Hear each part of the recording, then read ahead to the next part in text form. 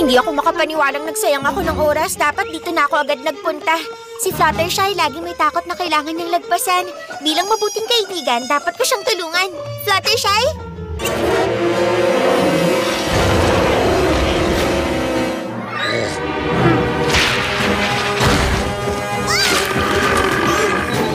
Fluttershy?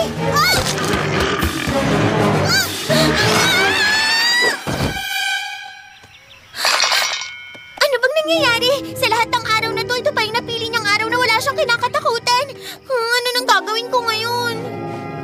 Dapat noon mo pa ako pinuntahan. Napakarami mong stress dito sa bandang balikat mo. Ayos lang, okay lang. Hindi pa tapos ang araw. Pero malapit nang matapos. Sayang naman ang lahat. Yung panahon ko sa Ponyville, yung advanced studies ko, hindi. Mabuti kang estudyante, kaya mo to. Pero paano kung hindi? Kaya mo. Kailangan mo lang magtiwala. Kinakausap mo ba yung sarili mo? Twilight?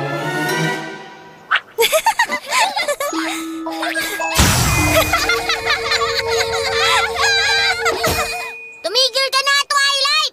Huh? Okay ka lang ba? Twilight, nag-aalala na ako. Masyado ka nagpapadala sa sulat mo.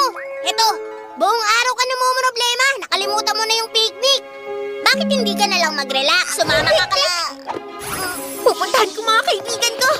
Mabuti naman, natauhan ka na.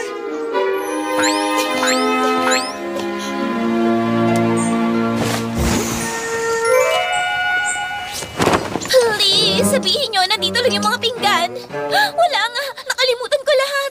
Sa lahat ng hindi magandang nangyari, ito na yung pinaka-hindi magandang nangyari. Bakit? Huh? Bakit? Gusto niyong maupo rin ako sa damo gaya niyo?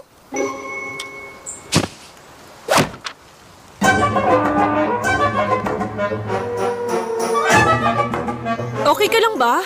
Hindi ako okay. Bakit? Twilight? Bakit ka?